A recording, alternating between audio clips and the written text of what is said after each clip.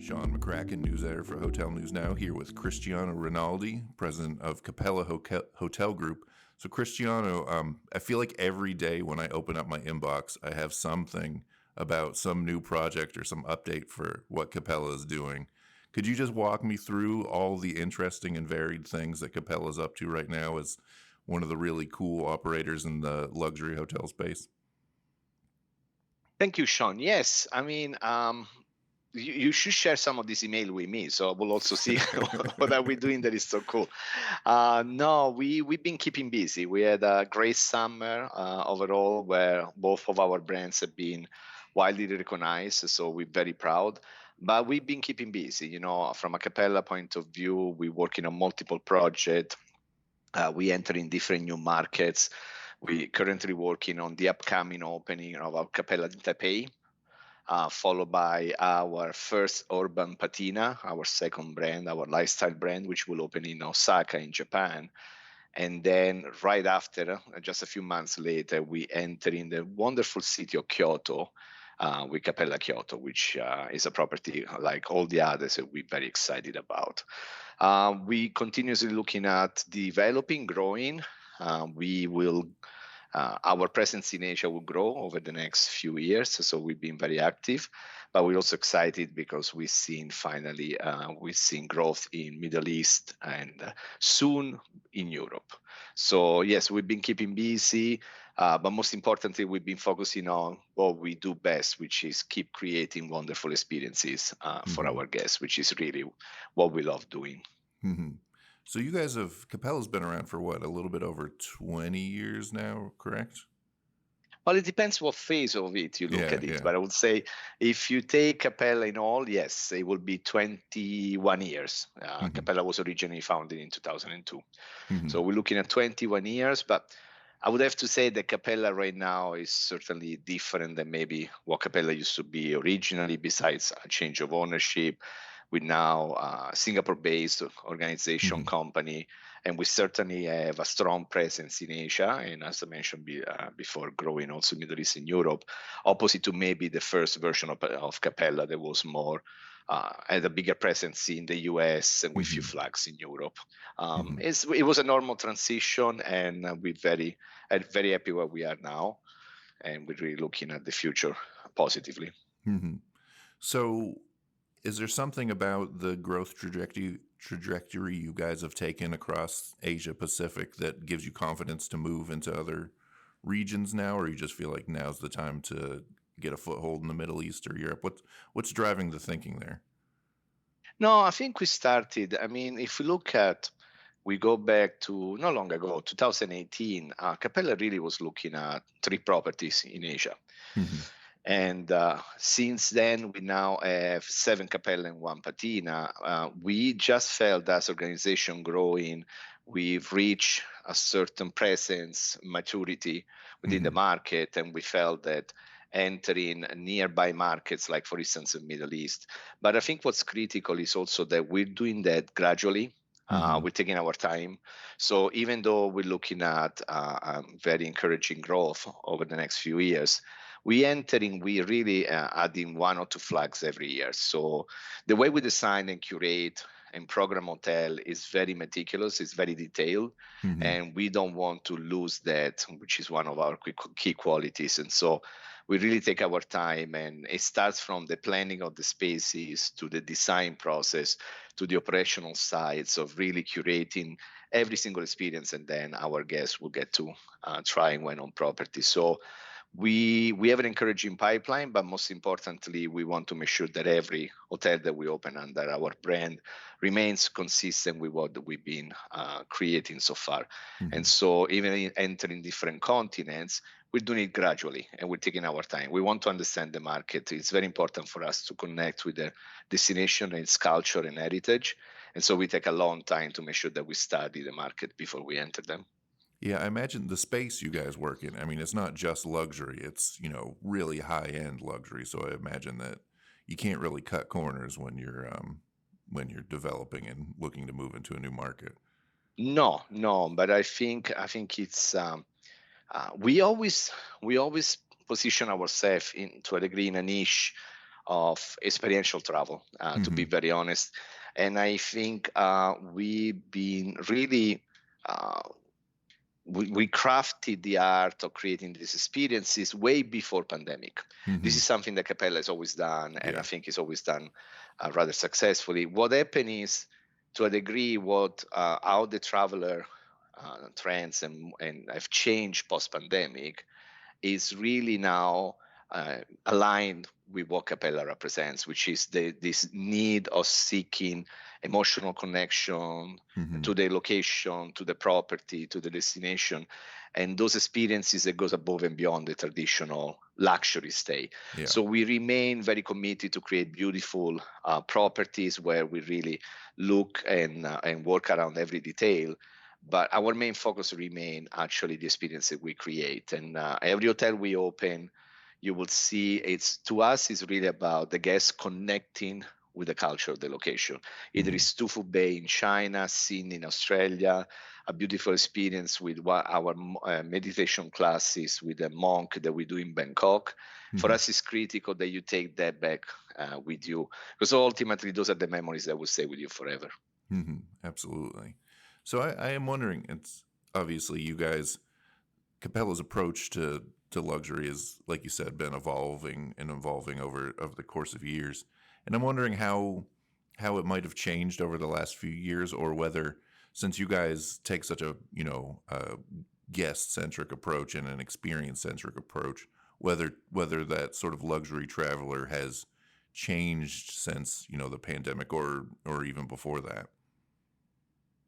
I think we've seen, obviously, I think the travel was changing Hmm. independently. I think what the pandemic has done is accelerate the process. Yeah. It's almost like, to a degree, I think through social media, digital age, there was a need and a demand for experiences that were going above and beyond the usual luxury stay.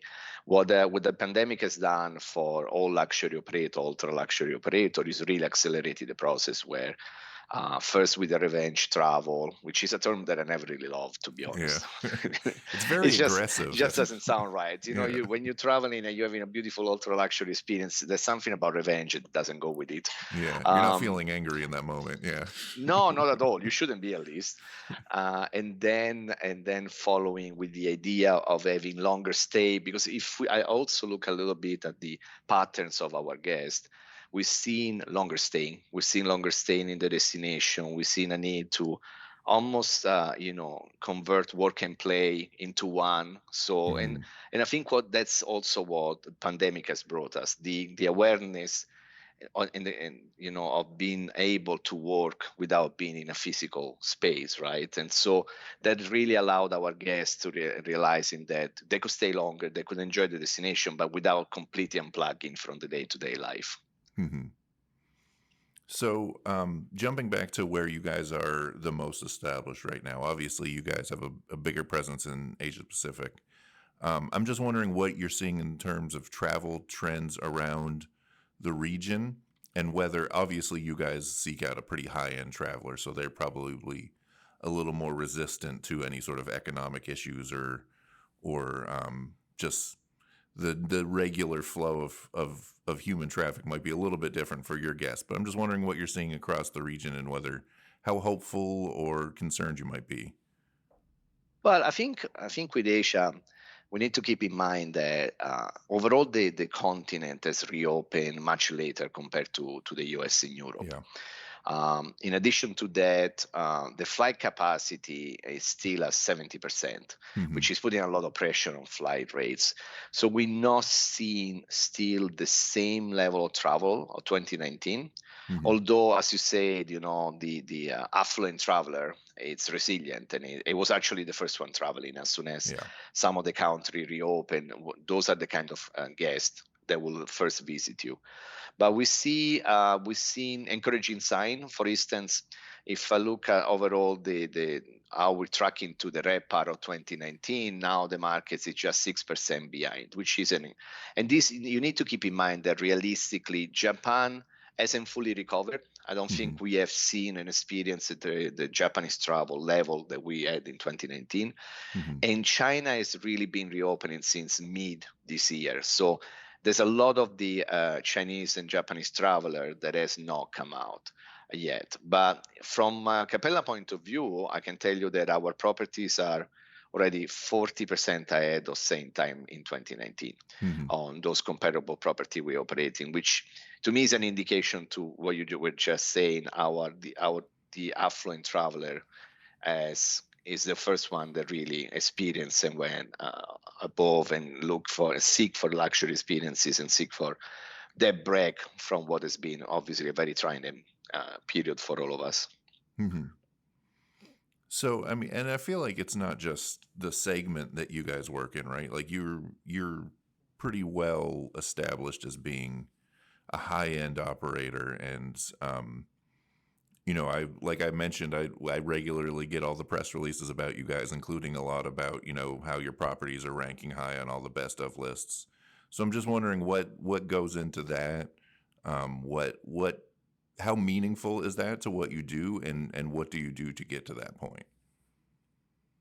Well, I would love to say that there is a secret sauce Yeah. that we apply, and because mostly because then it means that I will be able to reproduce that every year, and but the reality is that we have been. I'll take for instance some of the awards that we received this year. If I look back, in 2020, Capella Boot Bali was voted best hotel in the world by Travel and Leisure. Then following, we had, the brand was recognized for 2 years in a row, the second best hotel brand in the world. So it was obviously a build up to get where we got this year when we were recognized the best hotel brand in the world. But the reality is that those awards are there is to me they're a validation and a statement of what we do on a daily basis, and it's gratifying knowing that they're coming from editors, trade experts, and guests, most of it all. Hmm. They're incredibly motivating and for our colleagues. Hmm. We're very proud because they are the one, on day in day out, that really create this experience that take care of our guests. And so being recognized at this level globally is something that makes us all very proud, and especially me, very proud of all our teams on the ground. But ultimately, we haven't changed the way we do business. We're focusing Hmm. on the guest experience. We're focusing on creating unique, connecting experiences on the ground with the local culture, with the local heritage. We want people to take a little piece away of their destination back home. And I think what we've been collecting, which we're very proud of, is a validation of the fact that we go in the right direction. To Hmm. me, it's more like knowing that what we're doing, we need to continue doing and elevate, because that's what our guests and the expert in the industry and the editors are telling us. Hmm. So one thing, when I was just doing a little bit of research before this call, the one thing I noticed that I thought was kind of interesting about you specifically, Cristiano, is something that you see actually surprisingly rarely in the hotel industry, which is you were actually a GM before, leading this company. And it is always surprising to me how few people are follow that route, become GMs and then lead a brand or a company like this. So I'm wondering, you guys have you're an international company, and obviously you can do a lot of stuff, but it's a small enough portfolio that I'm sure you have pretty close relationships with your actual GMs. I wonder what sort of advice you give to them, and what you tell them on a day-to-day basis to keep them focused on what you want to focus on. Well, I think it's a blessing and a curse, because I can tell you GMs don't want advice, none Yeah. of them. Yeah. I never come across any of them that says, "Please tell me more, sir." Certainly not. But it's, I think, more than telling them, advising them, it's I can relate, Yeah. and that's, I think, to me is the most important thing, because I have been on the other side, and sometimes you are told or you're given direction by someone that maybe it's never been on the ground, it's never really Hmm. operating on the floor, it's never been dealing with a guest complaint, or being welcoming, or dealing with the challenges that sometimes comes with operating an hotel. and it's hard to take their direction for granted because I never really experienced it or lived it. Yeah. But to me, the most important is I can relate. At some point in my career, I was there, and so I understand the challenges. So I won't have unreasonable demands. I won't have unreasonable expectations because I know what it takes sometimes to go through what is could be a technical problem or a guest problem, or simply being able to keep working in creating this type of staying. Because as you said, I mean, our guests obviously have very high expectation, and we don't want to compromise on what they expect to find in one of our hotels. Hmm. And I'm getting back to what you were saying earlier. I'd imagine having somebody in the leadership seat that intimately understands guest experience is a big deal, especially in the high end luxury space you guys work versus, if you were somebody who came from investment banking who would be, I'm sure, very smart, but not have the same background on that sort of I thing. have no doubts I would be far smarter than I could ever be, and I'll probably be way more savvy with numbers and investment. But luxury, ultra luxury stay in hospitality, it's all about details. Hmm. it's and it's as simple as that. And I have spent endless hours with the team around room experiences, amenities, or the type of equipment. If you only knew the amount of hours that we spend around the type of linen that we should use in the beds, the Yeah. color, the amenity supplier that it's all seaweed, plant based, Hmm. all our any possible way we want to give back to the community, because we are only successful because of the community. So our engagement from the Keliki village in the jungle of Bali, to the local village in Tufu Bay in Hainan in China, to the neighborhood in Bangkok. So, and this is what we're focusing on, because ultimately that's what the guests really notice.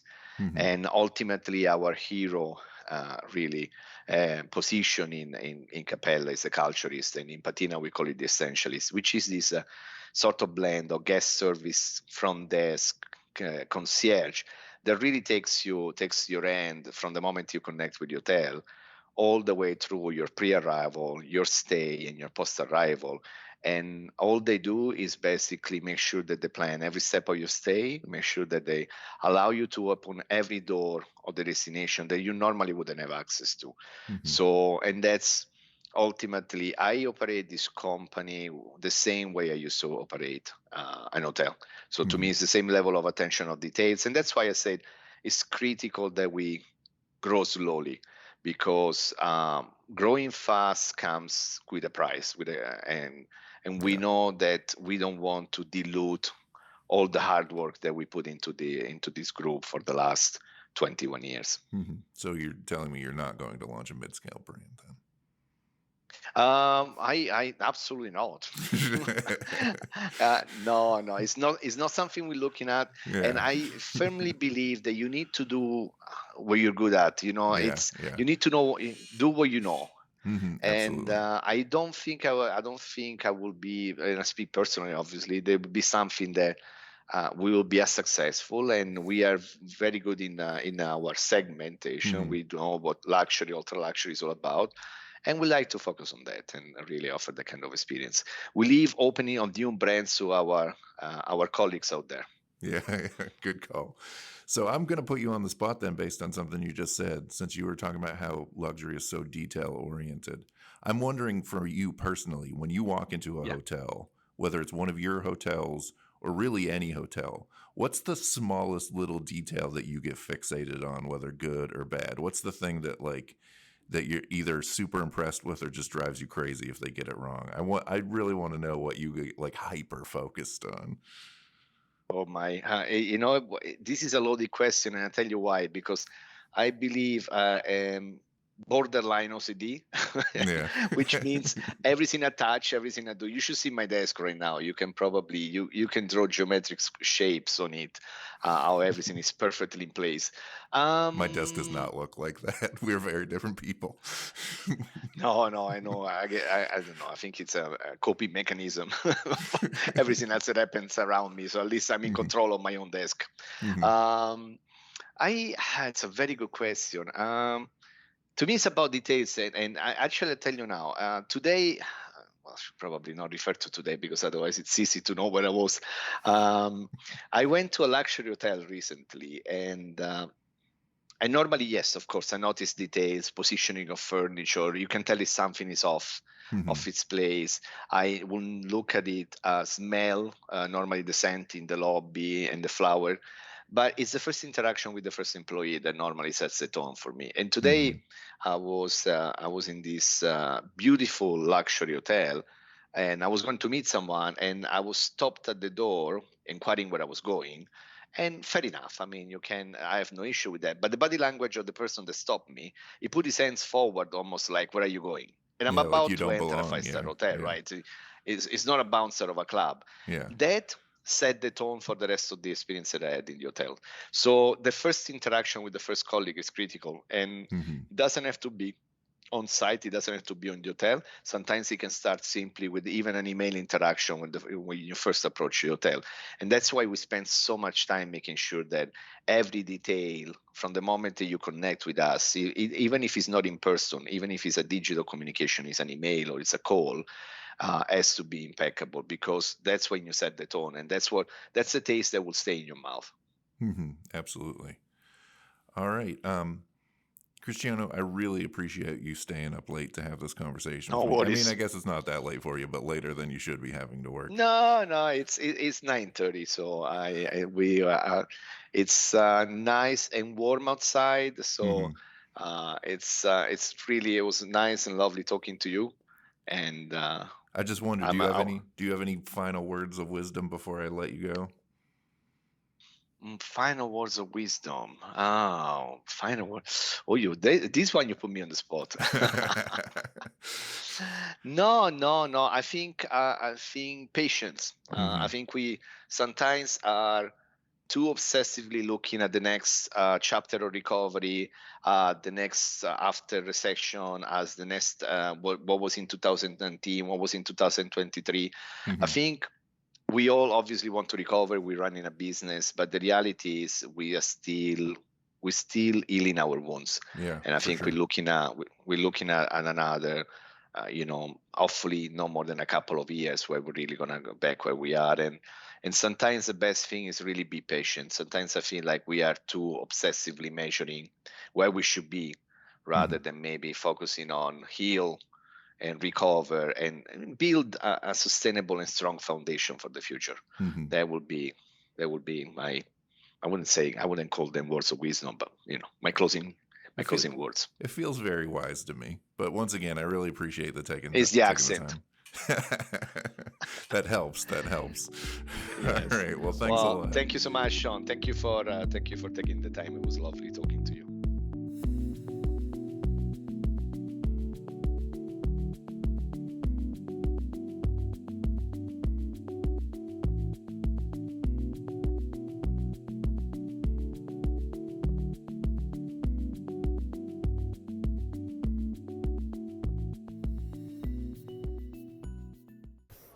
Hi, I'm Isaac Colazo, Vice President of Analytics at STR. Hi, and I'm Jan Freitag, National Director for Hospitality Analytics for the CoStar Group. Tune in to our new show, Tell Me More, a hospitality data podcast. It's a podcast on the global hotel industry, its current trends, what we're thinking about, and where the industry's going. And we like to have fun with the data too. Find us on hotelnewsnow.com or wherever you listen to podcasts. Subscribe today. Thank you for listening to the Hotel News Now podcast. This episode was recorded on October 12th, 2023, and edited by Sean McCracken. Go to hotelnewsnow.com for industry news every day.